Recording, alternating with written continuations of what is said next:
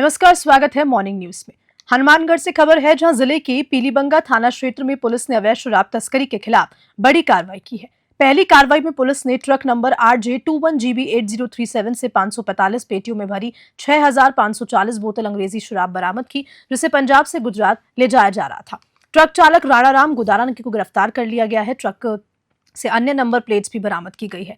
दूसरी कार्रवाई की बात की जाए तो भारतमाला रोड रोहरी जाखड़ा वाली में की गई, जहां पुलिस ने डस्टर कार नंबर DL8CAF 1627 से 46 पेटियों में 562 बोतल अंग्रेजी शराब की बरामद की। इस मामले में अशोक कुमार, महिपाल और कालू सिंह को गिरफ्तार किया गया है। दोनों मामलों में आरोपियों के खिलाफ प्रकरण दर्ज कर आगे की जांच जारी है। पुलिस टीम में अशोक कुमार, हेड कांस्टेबल लक्ष्मी नारायण, अमनदीप सिंह और जिला विशेष टीम सेक्टर हनुमानगढ़ की अहम भूमिका रही। हनुमानगढ़ से विनोद चौधरी की रिपोर्ट। बानसूर की ग्राम पंचायत बबेड़ी में सेठ शीतला माता के मेले का आयोजन हुआ। इस दौरान सुरक्षा के कड़े इंतजाम किए गए। श्रद्धालुओं की सुविधा के लिए विशेष व्यवस्थाएं की गई। भीड़ नियंत्रण और कानून व्यवस्था बनाए रखने के लिए पुलिस बल तैनात रहा। आपको बता दें कि ये मेला बबेड़ी गांव की पहाड़ी पर एक छोटा सा मंदिर है, जहां लोग अपनी मन्नतें मांगते हैं और इस मेले में माता के बासी व्यंजनों का भोग लगता है।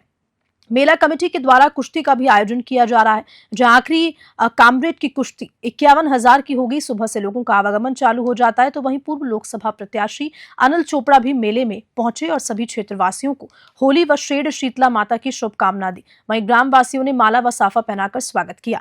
बानसूर से सतीश शर्मा की रिपोर्ट। पब्लिक आपके साथ में होने के बाद क्या कारण रहा हार? देखिए, निश्चित रूप से जयपुर ग्रामीण के प्रत्येक विधानसभा और प्रत्येक ग्राम पंचायत के इन मेरे बुजुर्गों ने, नौजवान साथियों ने मुझे निश्चित रूप से आशीर्वाद दिया। लेकिन जो बात मैंने अभी कही कि एक नौजवान साथी के प्रतिफल को और इन बुजुर्गों के आशीर्वाद को प्रशासन और सरकार की सर पर दबाने का काम किया गया, क्योंकि मैं ज्यादा इस मामले में बोलना नहीं चाहूंगा, क्योंकि कोर्ट के अंदर ये मामला विचाराधीन है और निश्चित रूप से माननीय कोर्ट इस मामले के अंदर जल्द से जल्द उसमें कोर्ट की जो सबको नोटिस भी इशू है, निश्चित रूप से जब इसका चुनाव परिणाम का वापस से पुनर्मतगणना होगी तो चुनाव परिणाम बदल का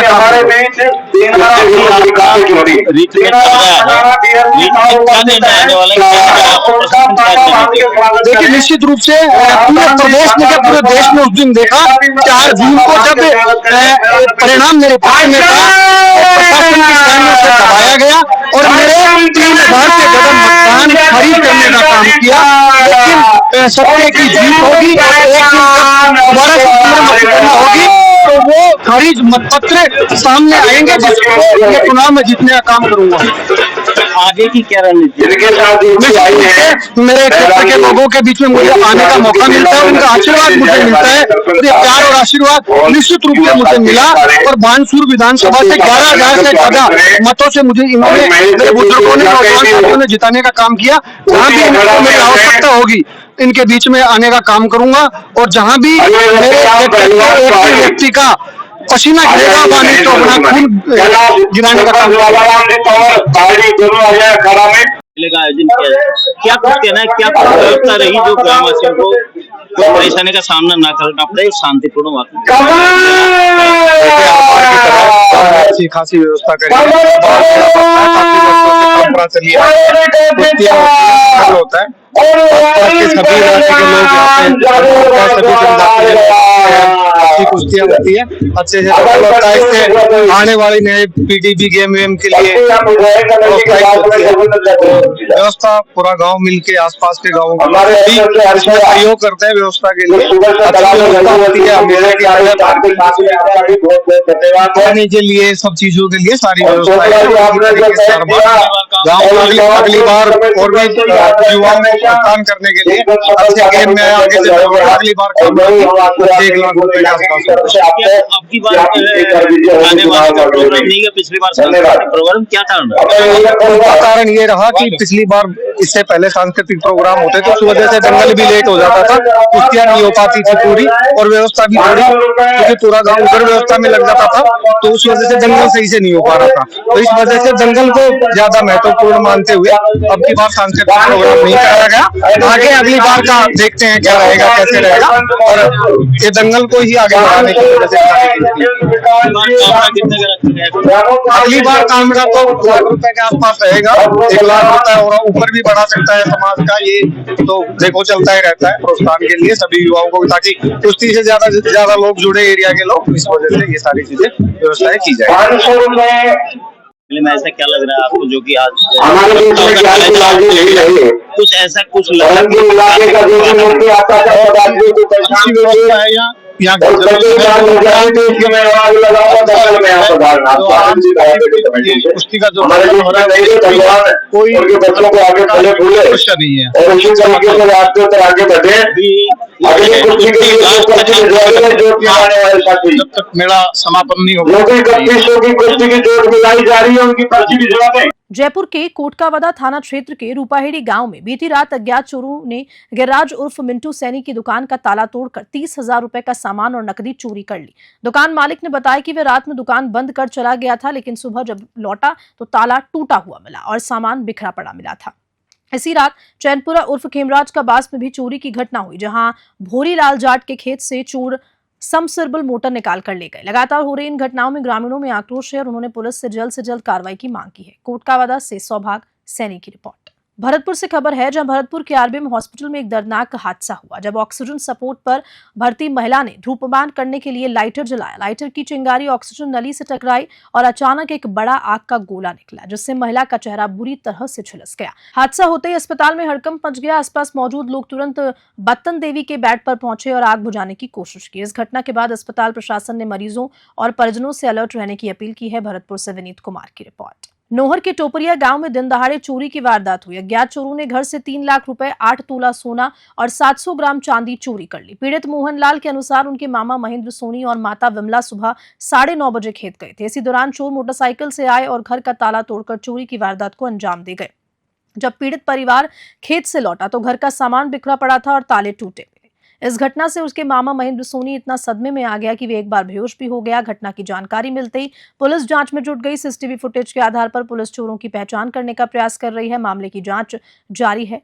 नोहर से सेठी गोदारा की रिपोर्ट। राजस्थान प्रदेश कांग्रेस कमेटी द्वारा नियुक्त बस्सी विधानसभा के प्रभारी ब्रजलाल मीणा ने संगठन विस्तार को लेकर तुंगा ब्लॉक के मंडल लालगढ़, पाटन, तुंगा, देवगांव, सामरिया और रूपाहाड़ी में कांग्रेस कार्यकर्ताओं से मुलाकात की। उन्होंने कार्यकर्ताओं की समस्याएं को सुना और उनके निराकरण का आश्वासन दिया। इसके साथ ही संगठन को मजबूत करने के लिए विस्तार योजनाओं पर चर्चा की। इस दौरान पीसी सदस्य सुरेंद्र बराला, तुंगा ब्लॉक अध्यक्ष राजेंद्र सैनी, युवा कांग्रेस बस्सी अध्यक्ष जितेंद्र मीणा, युवा कांग्रेस कोऑर्डिनेटर अखिलेश सपोट्रा और अन्य कांग्रेस कार्यकर्ता उपस्थित रहे। कोटकावादा से सौभाग सैनी की रिपोर्ट। डीग जिला कलेक्टर उत्सव कौशल ने रविवार को राजस्थान दिवस सप्ताह दिनांक 25 मार्च से 31 मार्च तक आयोजित किए जाने वाले कार्यक्रमों की समीक्षा कर समस्त संबंधित विभागों के अधिकारियों को कार्यक्रमों के सफल क्रियान्वयन के आवश्यक दिशा निर्देश दिए।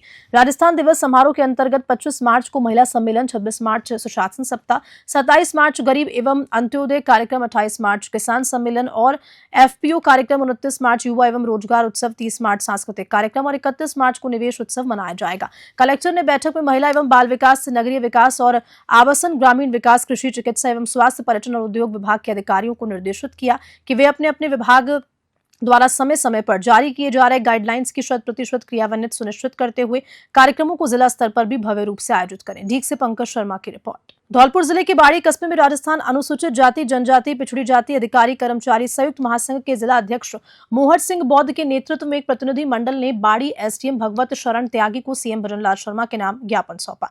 ज्ञापन में पुलिस कर्मियों को साप्ताहिक अवकाश देने, समयबद्ध पदोन्नति सुनिश्चित करने और वेतन विसंगतियों को दूर करने की मांग रखी गई। जिला अध्यक्ष मोहर सिंह बौद्ध ने कहा कि पुलिस जवान 24 घंटे जनता की सुरक्षा और कानून व्यवस्था बनाए रखने में लगे रहते हैं, लेकिन उनके लिए कोई निश्चित कार्यकाल, अवकाश या वेतन सुधार नहीं किया गया। उन्होंने सरकार से मांग की कि पुलिस कर्मियों की लंबित मांगों का जल्द समाधान किया जाए ताकि उनका मनोबल बना रहे।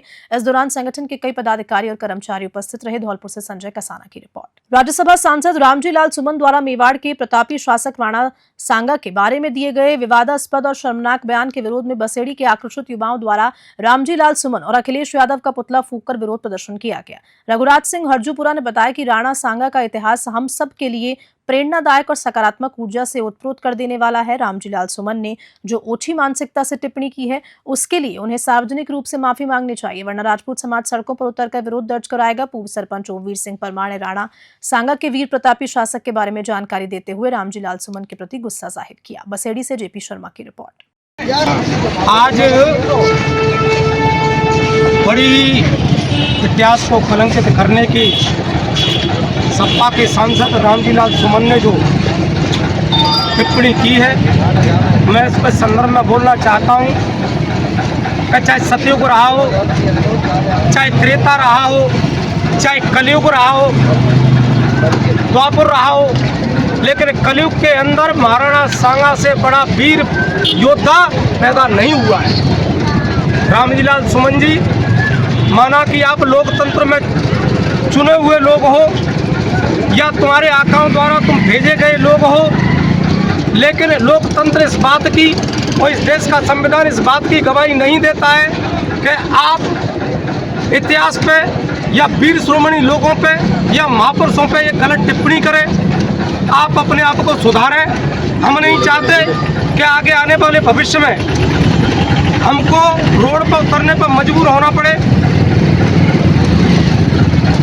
हमेशा किसी की बुराई करने से पहले उसके तथ्य को तो जान लें कि महाराणा सांगा कौन थे। हम आपके बारे में टिप्पणी नहीं, आप कौन हो, आपकी कोई पहचान नहीं और आपके कोई विचार नहीं, लेकिन कम से कम जिनका इतिहास है उनके ऊपर टिप्पणी तो मत करिए। आज युवा साथियों के अंदर भयंकर रोष है और किसी भी नेता को, चाहे वो किसी भी पार्टी का हो, ऐसे समाज विरोधी, महापुरुष विरोधी जो आपसी सांप्रदायिक लोग हैं, इन लोगों की कड़ी से कड़ी निंदा करनी चाहिए, इनका बहिष्कार करना चाहिए। और मैं तो ये मानता हूँ कि लोकतंत्र सब लोगों के साथ, सबका साथ होता है, लेकिन गलत विचारधारा वाले लोगों को समाज से और इस देश से दूर कर देना चाहिए और इनके खिलाफ कड़ी से कड़ी कार्रवाई करनी चाहिए। उनके खिलाफ देशद्रोह का मुकदमा दर्ज करना चाहिए। जय हिंद, जय भारत, खीवसर के कडलू गांव के पास एक दर्दनाक हादसा हुआ, इसमें 11,000 केवी के टूटे बिजली तार की चपेट में आने से बाइक सवार 3 युवकों की मृत्यु हो गई। मृतकों की पहचान पीथाराम, कालूराम और जेठाराम के रूप में हुई। घटना की सूचना मिलते ही ग्रामीणों ने बिजली विभाग पर लापरवाही का आरोप लगाते हुए आक्रोश जताया। भावड़ा एसएचओ मानवेंद्र सिंह ने बताया कि दोपहर करीब 12 बजे यह हादसा हुआ। ग्रामीणों का कहना है कि अगर बिजली विभाग समय रहते तारों की मरम्मत करता तो ये दर्दनाक हादसा टल सकता था। प्रशासन ने मामले की जांच शुरू कर दी और दोषियों पर कार्रवाई की मांग की जा रही है। नागौर से मोहित रांकावत की रिपोर्ट। अजमेर में भगवान ऋषभदेव जी के जन्म कल्याणक महोत्सव का आयोजन बड़ी धूमधाम से किया गया। कार्यक्रम की शुरुआत जैन समाज की महिलाओं द्वारा बधाई गीतों से हुई। इसके बाद विधिवत अभिषेक और शांति धारा का आयोजन किया गया, जिसमें श्रद्धालु ने श्रद्धा पूर्वक हिस्सा लिया। भगवान ऋषभदेव जी ने शोभा यात्रा शहर के प्रमुख मार्गों से होकर गुजरी, जहां श्रद्धालुओं ने भक्ति भाव से जयघोष किया और जगह जगह पुष्प वर्षा कर स्वागत किया। शोभा यात्रा के समापन के बाद आयोजित धर्मसभा में मुनिराज उपाध्याय वृषभानंद जी महाराज ने प्रवचन दिए और धार्मिक मूल्यों को अपनाने का संदेश दिया। महोत्सव के अंत में समाज एवं आमजन के लिए वात्सल्य भोज का आयोजन किया गया, जिसमें हजारों श्रद्धालुओं ने प्रसाद ग्रहण किया। इस आयोजन में जैन समाज के प्रमुख पदाधिकारी, महिला मंडल, युवा मंडल और विभिन्न संगठनों का महत्वपूर्ण योगदान रहा। अजमेर से सीताराम गहलोत की रिपोर्ट। हर वर्ष की बात ही इस बार भी आदिनाथ जयंती का एक भव्य समारोह यहाँ करा जा रहा है, जिसके जुलूस के रूप में यहाँ से केसरगंज से लेकर के गांधी भवन से वापस आदिनाथ मार्ग पर इसका समापन होगा और एक वहाँ पर बड़ी धर्म सभा भी रखेंगे। उपाध्याय महाराज जी हमारे बीच में रहेंगे और सबको धर्म सभा में उद्बोधन देंगे और आपके चैनल के माध्यम से मैं पूरे शहरवासियों को आदिनाथ जयंती की हार्दिक बधाई और शुभकामना देना चाहता हूँ। आज जैन धर्म के प्रथम तीर्थंकर भगवान आदिनाथ स्वामी का जन्म कल्याणक महामहोत्सव अजमेर नगर में बहुत हर्षोल्लास के साथ और धूमधाम के साथ निकाला जा रहा है। श्री 1008 पार्श्वनाथ दिगंबर जायसवाल जैन मंदिर कमेटी केसरगंज के तत्वाधान में यह आयोजन हर वर्ष की भांति इस वर्ष भी करीबन 26 सालों से हर्षोल्लास के साथ मनाया जा रहा है। आज जिनेंद्र भगवान की भव्य शोभा यात्रा अजमेर नगर के विभिन्न मार्गों से होती हुई आदिनाथ मार्ग पर संपन्न होगी। वहाँ परम पूज्य उपाध्याय श्री वृषभानंद जी महाराज का महामांगलिक उद्बोधन हम लोगों को सुनने का सौभाग्य मिलेगा। साथ में हमारे अतिथियों का हम लोग सम्मान करेंगे और जिनेंद्र भगवान के महामस्तकाभिषेक करने का भी सौभाग्यशाली पात्रों को सौभाग्य प्राप्त होगा। ये रूट रहेगा, यहाँ से जुलूस केसरगंज जैन मंदिर से प्रारंभ होकर GCA चौराया, गोल चक्कर, आर्य समाज मार्ग, स्टेशन रोड, गांधी भवन, मदार गेट, पड़ाव होते हुए क्लॉक टावर और उसके पश्चात आदिनाथ मार्ग पर संपन्न होगा। वहाँ एक बहुत बड़े विशाल स्तर पर धर्मसभा का आयोजन किया जाएगा, जिसमें हमारे संत परम पूज्य उपाध्याय श्री वृषभानंद जी महाराज के महामांगलिक उद्बोधन सुनने का अवसर मैं दूंगा। साथ में हमारे राजनेता, जनप्रतिनिधि आदि हमारे अतिथि के रूप में वहाँ पर उपस्थित रहेंगे। समाज के गणमान्य बंधु वहाँ उपस्थित रहेंगे। हमारे समिति के अध्यक्ष आदरणीय पवन जी भंडारी वहाँ उपस्थित रहेंगे और संपूर्ण कमेटी वहाँ पर उपस्थित रह करके संपूर्ण कार्यों को संपादित कराने में सहयोग प्रदान करेगी। डग विधानसभा क्षेत्र में कांग्रेस की ब्लॉक स्तरीय बैठक आयोजित की गई। इस बैठक में पीसीसी सचिव एवं विधानसभा प्रभारी चतर सिंह ने कार्यकर्ताओं को संगठन को मजबूत बनाने और आगामी 2028 के विधानसभा चुनावों में कांग्रेस को जीत दिलाने का संकल्प दिलवाया। बैठक में कांग्रेस नेताओं ने कार्यकर्ताओं को एकजुट रहने और कमजोर विचारधारा वाले लोगों को संगठन से अलग करने की बात कही। इस दौरान प्रधान प्रतिनिधि भैरू सिंह परिहार ने भी एकजुटता पर जोर देते हुए कहा कि कांग्रेस को मजबूत करने के लिए कार्यकर्ताओं को सक्रिय भूमिका निभानी पड़ेगी। उन्हें नागेश्वर से गोवर्धन सिंह की रिपोर्ट। सीसी की तरफ से आप डग विधानसभा में पधारे हैं और कार्यकर्ताओं के साथ बैठक की, क्या कुछ कहना चाहेंगे? पीसीसी के निर्देशानुसार हमने डग ब्लॉक की मीटिंग की है। संगठन की मजबूती को लेके बूथ लेवल से लेके ब्लॉक और जिले तक हम संगठन को मजबूत करने को लेके उसी कड़ी में आज हमने डग ब्लॉक की बैठक की है। और उसके बाद हम मनीमंडी ब्लॉक की मीटिंग करेंगे। हम हमारे संगठन को सक्रिय करने के लिए बूथ लेवल तक मीटिंगें करेंगे, तैयार हमारी कमेटियां तैयार करेंगे और संगठन को सक्रिय करेंगे। बैठक के दौरान एक विषय आया था, कुछ कार्यकर्ता संगठन विरोधी भी कार्य करते हैं तो उनको हटाने की मांग उठाई गई। इस पर पार्टी की ओर से कुछ एक्शन लिया जाएगा? बिल्कुल, पार्टी इस ओर कदम उठा रही है। ऐसे लोगों को पार्टी बाहर का रास्ता दिखाएगी और सक्रिय लोगों को पार्टी में पद मिलेंगे। राष्ट्रीय राजमार्ग 44 पर एक बड़ा सड़क हादसा हुआ। कलेक्टर निवास के सामने तेज रफ्तार से आ रही एक कार असंतुलित होकर पलट गई, जिससे 7 लोग घायल हो गए। घायलों में 4 महिलाएं भी शामिल थी। घायल भारत सिंह पुत्र इंद्र सिंह ने बताया कि सभी लोग मध्य प्रदेश के जोरू से वृंदावन दर्शन घर लौट रहे थे और रास्ते में एक बाइक सवार को बचाने के प्रयास में उनकी कार बेकाबू होकर पलट गई। हादसे के बाद राष्ट्रीय राजमार्ग 44 पर भारी जाम लग गया। मौके पर पहुंचे निहालगंज थाना प्रभारी प्रभेंद्र रावत और यातायात पुलिस की टीम ने बड़ी मशक्कत के बाद जाम को खुलवाया। धौलपुर से संजय कसाना की रिपोर्ट। राजस्थान लोक सेवा आयोग द्वारा आयोजित राजस्व अधिकारी ग्रेड 2 एवं अधिशासी अधिकारी वर्ग 4 पुनर्परीक्षा 2022 शनिवार को डीडवाना जिला मुख्यालय के 24 परीक्षा केंद्रों पर आयोजित की गई। परीक्षा एक पारी में दोपहर 12 बजे से 2 बजे तक चली, जिसमें 1074 अभ्यर्थियों में से केवल 2269 की उपस्थिति रही, जबकि 7805 अनुपस्थित पाए गए। परीक्षा के दौरान सख्त सुरक्षा इंतजाम किए गए। महिला परीक्षार्थियों को लाख व कांच की पतली चूड़ियों को छोड़कर अन्य सभी जेवर उतारने पड़े। सिख धर्म के अभ्यर्थियों को कड़ा, कृपाण और पगड़ी पहनने की अनुमति दी गई। परीक्षा केंद्रों पर हेड और हेल्थ मेडल डिटेक्टर से गहन जांच हुई। परीक्षा केंद्रों पर 1 घंटे पहले से प्रवेश शुरू कर दिया गया। प्रशासन और पुलिस की हर जगह पैनी नजर रही ताकि परीक्षा में किसी तरह की गड़बड़ी न हो। डीडवाना से गुलाम नबी आजाद की रिपोर्ट। 23 मार्च 2025 को जयपुर में शहीद दिवस के अवसर पर युवा गूंज फाउंडेशन और शहर के सबसे बड़े bike riding club Roaring Hawks द्वारा एक भव्य श्रद्धांजलि बाइक रैली निकाली। 250 से ज्यादा बाइकर्स ने इस रैली में हिस्सा लिया, जो सिटी पार्क मानसरोवर से शुरू होकर अमर जवान ज्योति पर समाप्त हुई। अमर जवान ज्योति पर आयोजित कार्यक्रम में सांसद मंजू शर्मा, श्रवण सिंह बागड़ी और श्याम अग्रवाल ने अपने विचार साझा किए और युवाओं को देशभक्ति की प्रेरणा दी। इस आयोजन को सफल बनाने में रोअरिंग हॉक्स के फाउंडर गौरव सोनी और युवा गूंज के फाउंडर अनुरोध शर्मा एवं अमिताश बलानी की महत्वपूर्ण भूमिका रही। इसके अलावा बीजेपी कोटा मीडिया प्रभारी प्रीत मिश्रा और चामुंडा सेना प्रदेश अध्यक्ष विक्रम सिंह परिहार ने भी इस कार्यक्रम को सफल बनाने में अहम योगदान दिया। जयपुर के कई बाइकर्स क्लब ने इस आयोजन में हिस्सा लेकर शहीदों को नमन किया। जयपुर से bureau report. Jodhpur range IG Vikas Kumar के निर्देशन में नशा तस्करी के खिलाफ बड़ी कार्रवाई करते हुए पुलिस ने फरार आरोपी हनुमान राम उर्फ बालाजी और उसके साथी जालाराम को गिरफ्तार कर लिया। ये दोनों आरोपी नॉर्थ ईस्ट से चल रहे अंतर्राष्ट्रीय नशा तस्करी नेटवर्क में शामिल थे। नेटवर्क से जुड़े 87 आरोपियों की गिरफ्तारी हो चुकी है। ये गिरोह बिहार, मध्य प्रदेश, नेपाल और नॉर्थ ईस्ट तक फैला हुआ था। पुलिस अब इस नेटवर्क की बाकी कड़ियों को जोड़ने में लगा हुआ है। जोधपुर से मनोहर सिंह की रिपोर्ट। राजस्थान उच्च न्यायालय में सालों तक महत्वपूर्ण सेवाएं देने वाले स्वर्गीय बीएल पुरोहित की स्मृति में हर साल की तरह आयोजित होने वाली बीएल पुरोहित मेमोरियल नेशनल मूट कोर्ट प्रतियोगिता का आयोजन 3 दिनों तक जोधपुर के जयनारायण व्यास विश्वविद्यालय के विधि संकाय में किया गया। इसके समापन समारोह में अतिथि के रूप में राजस्थान उच्च न्यायालय के न्यायाधिपति फरजंद अली और रेखा बोराणा मौजूद रहे। जस्टिस फजल अली ने इस तरह के मूट कोर्ट प्रतियोगिताओं को विधि विद्यार्थियों के लिए बेहद महत्वपूर्ण बताया। इस तरह की मूट कोर्ट प्रतियोगिताओं के माध्यम से विधि के विद्यार्थियों में आत्मविश्वास का संचार होने के साथ विभिन्न प्रकार के मामलों को लेकर अलग अलग प्रैक्टिस किए जाने के साथ पक्ष और विपक्ष के तर्क वितर्क के अलावा व्यवहारिक ज्ञान भी होता है। जोधपुर से मनोहर सिंह की रिपोर्ट। देखिए, सबसे अधिक फायदा तो उन पार्टिसिपेंट्स को है जो इसमें हिस्सा लेते हैं। ये जो इवॉल्वमेंट है मूट कोर्ट कंपटीशन कराना, इससे जो पार्टिसिपेंट्स होते हैं वो न केवल फेमिलराइज होते हैं उस आने वाले समय में असल में कोर्ट के सामने बहस कर देंगे, बल्कि ये उससे बिग्गी भी हो जाते हैं। कि किस तरीके से कैसे हमारा प्रेजेंटेशन होना चाहिए, कैसे हमारी तैयारी होनी चाहिए, कैसे हमारे एटिकेट होना चाहिए, कैसे हमारा वे ऑफ प्रेजेंटेशन होना चाहिए, सबमिशन कैसे होने चाहिए। तो असल में अदालत में जाने से पहले ही विद्यार्थी के जीवन में ये सीख लेते थे, बहुत बड़ा फ़ायदा है। लेकिन अभी आप डाइस पे बैठे थे, आर्गुमेंट सुने, उसके बाद अपना फैसला भी दिया, तो वो एक अलग अनुभव आपको आपके कॉलेज के दिन याद आए होंगे। हो सकता है उस वक्त ये सिस्टम नहीं हो। हमारे समय में वास्तव में ये सिस्टम नहीं था, बल्कि जब हमने लॉ की थी तब तक तो वास्तव में मैंने मूट कोर्ट कंपटीशन के बारे में कभी सुना भी नहीं था। ये सच्चाई की बात है।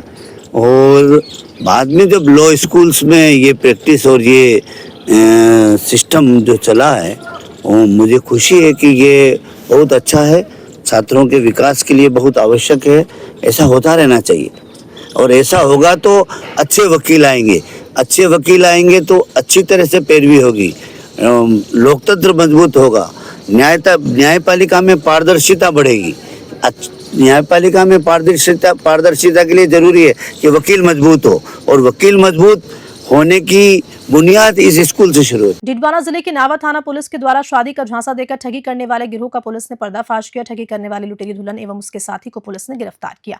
पुलिस निरीक्षक नंदलाल के नेतृत्व में प्रभावी कार्रवाई करते हुए शादी का झांसा देकर धोखाधड़ी करने तथा सोने चांदी के आभूषण और नकदी हड़पने के प्रकरण में 2 आरोपियों को गिरफ्तार किया गया। वहीं इस मामले को लेकर 21 मई 2024 को पप्पू लाल कुमावत निवासी खाराडिया पुलिस थाना नावा द्वारा एक इस्तगासा प्रस्तुत किया गया। डिडवाना से गुलाम नबी आजाद की रिपोर्ट। 23 मार्च को शहीद दिवस के उपलक्ष्य में परशुराम धर्मशाला बांदीकुई में परशुराम सेवा समिति के तत्वावधान में आयोजित कवि सम्मेलन में ओज, हास्य, व्यंग्य और श्रृंगार रस की शानदार प्रस्तुति देखने को मिली। इस कार्यक्रम में विधायक भागचंद टाकड़ा और पर्यावरण मंत्री संजय शर्मा बतौर अतिथि शामिल हुए। कवि सम्मेलन में ओजस्वी कवि जगदीश सोलंकी, हास्य कवि संजय झाला, व्यंग्यकार सुरेंद्र सार्थक और श्रृंगार रस के कवि विष्णु विश्वास ने अपनी रचनाओं से सम्मा बांध दिया। श्रोताओं ने कविताओं का भरपूर आनंद उठाया और तालियों की गूंज से कवियों का उत्साहवर्धन किया। कार्यक्रम के संयोजक और पूर्व शिक्षा मंत्री शैलेंद्र जोशी ने सभी कवियों और दर्शकों का आभार व्यक्त करते हुए कहा कि ऐसे आयोजनों में साहित्य और संस्कृति को बढ़ावा मिलता है। बांदीकुई से विशंबर जांगिर की रिपोर्ट। अखिल भारतीय माली सैनी सेवा सदन माली मंदिर पुष्कर त्रिवार्षिक चुनाव 23 मार्च को शांतिपूर्वक संपन्न हुए। वहीं देर रात तक मुख्य चुनाव अधिकारी मुकेश अजमेरा ने रिजल्ट जारी कर सत्यनारायण भाटी को अध्यक्ष पद पर 156 वोट से जीत दर्ज करने की पुष्टि की। जीत की खुशी की जानकारी मिलते ही माली सैनी मंदिर में नंदेश्वर महादेव मंदिर में सत्यनारायण भाटी ने माथा टेका। भाटी ने अध्यक्ष पद की जीत की जानकारी मिलते ही समाज के हजारों समर्थक माली सैनी मंदिर पर डोल नगाड़े साथ स्वागत करने पहुंचे। वर्तमान नवयुवक मंडल अध्यक्ष ताराचंद भाटी, पूर्व मंडल अध्यक्ष सूरजमल दगदी, पुष्कर नारायण भाटी, नंदकिशोर सैनी सहित समाज के गणमान्य लोग उपस्थित रहे। देखिए पुष्कर सीताराम गहलोत की खास रिपोर्ट में उन्होंने क्या कुछ कहा। अध्यक्ष पद का चुनाव मतदान के जरिए कराया गया, जिसमें 3 प्रत्याशी थे, श्री सत्यनारायण जी भाटी, श्री श्यामलाल सोलंकी बकरी और श्री ताराचंद जी गहलोत। कुल 4,899 मत डाले गए और जिसमें से 1727 मत श्री सत्यनारायण जी भाटी को मिले और 1574 वोट ताराचंद जी गहलोत को मिले और 1571 वोट श्री श्यामलाल सोलंकी बकरी जी को मिले और कुल 156 मतों से श्री सत्यनारायण जी भाटी नाला पुष्कर को विजयी घोषित किया गया और इस संस्थान के अध्यक्ष पद की शपथ दिलाई और 3 वर्ष के लिए नियुक्ति पत्र दिया गया। कुल मतदाता 7,085 थे, जिसमें से 4,899 मत पड़े और कुछ खारिज हो गए, 28 मत करीब खारिज हो गए। और ये इस तरह से मुकेश कुमार अजमेरा, मुख्य चुनाव अधिकारी, अखिल भारतीय माली सैनी सेवा सदन संस्थान पुष्कर। मेरे माली समाज ने, माताओं और बहनों और बुजुर्ग नौसाथियों ने जो भी बड़े उत्सुक से लाकर जो है वोट दिए और मेरे को जिताया और मैं इसकी गरिमा रखते हुए पूरा सबका साथ लेकर इसमें विकास में भागीदारी निभाऊंगा। सत्यनारायण भाटी, अध्यक्ष पुष्कर। भारतीय माली सेवा संस्थान पुष्कर के जो चुनाव संपन्न हुए उसमें 156 वोटों से श्री सत्यनारायण जी भाटी विजयी घोषित और ये जीत है, ये पूरे कार्यकर्ता और समाज, पूरे जो राजस्थान नहीं पूरे भारत के जो समाज है वो उसी की जीत है। क्या मैसेज देना चाहेंगे? मैसेज हम यही काफ़ी देना लंबे चाहेंगे अंतराल के बाद में पुष्कर से कि स्थानीय आगे से अगर ऐसे चुनाव है तो भाईचारे से करें और हो सके आप निर्विरोध करें, क्योंकि ये जो चुनाव प्रक्रिया है ये बहुत लंबी है। क्योंकि इस बार जो चुनाव हुआ था पुष्कर में वो बहुत ही मतलब अच्छा मैसेज नहीं है। तो हम ये कहेंगे आगे से अगर निर्विरोध अध्यक्ष हो तो बहुत अच्छा है। लंबे समय के बाद में पुष्कर से अध्यक्ष चुने गए हैं, उसको लेकर क्या कहना चाहेंगे समाज ये के? पुष्कर की मांग भी थी, पुष्कर का हक भी बनता है, क्योंकि काफ़ी समय से पुष्कर का नहीं है और लोकल है। और भाटी जी आज काफ़ी सालों से यहाँ कार्यरत है, तो मैं ये मानता हूँ कि उनको ये मौका बिल्कुल ऐसा ही मिला। खेड़ली कटुमर क्षेत्र में समाजसेवी कपूर चंद्र जैन की मूक पक्षियों को भीषण गर्मी ने राहत दिलाने के लिए परिंदे लगाने की पहल रंग लाने लगी है, जिसमें सामाजिक धार्मिक संगठनों ने भागीदारी निभाना शुरू कर दिया। इस क्रम में मां कैला देवी भक्त मंडल के भक्त प्रकाश जैन, राहुल खंडेलवाल ने 101 परिंदे लगाने का लक्ष्य रखा है। वहीं स्थानीय स्काउट एवं गाइड संघ द्वारा 1000 परिंदे लगाने तथा देखरेख का लक्ष्य रखा गया है। इस अभियान में Kathumar SBO Umesh Jain, scout guide संघ के ओम प्रकाश गुप्ता अपनी टीम के साथ कॉलेज, स्कूलों, सार्वजनिक स्थानों, मंदिरों में पक्षियों को राहत दिलाए जाने के लिए परिंदे लगा रहे हैं। खेड़ली से अखिलेश शर्मा की रिपोर्ट। श्रीराम रक्त सेवा संस्थान राज के द्वारा चलाया जा रहा अभियान सेल्फी विद परिंदे लगवाओ अभियान के पोस्टर का समदड़ी में विमोचन किया गया। इस दौरान सिवाना विधायक हमीर सिंह भायल, पूर्व विधायक कान सिंह कोटड़ी, सिवाना प्रधान मुकुंद सिंह राजपुरोहित, पूर्व विधायक गोपाराम मेघवाल, युवा संगठन अध्यक्ष जगदीश सिंह रावल सहित पत्रकार संघ समदड़ी सिवाना व श्रीराम रक्त सेवा संस्थान राज के संस्थापक भागाराम पादरू और अन्य संस्था के पदाधिकारी उपस्थित रहे। इस अभियान के तहत लोगों को अपने घरों और आसपास के क्षेत्रों में परिंदे लगाने के लिए प्रेरित किया जा रहा है। समदड़ी से गौतम प्रजापति की रिपोर्ट। खबर के साथ बुलेटिन में इतना ही। नमस्कार।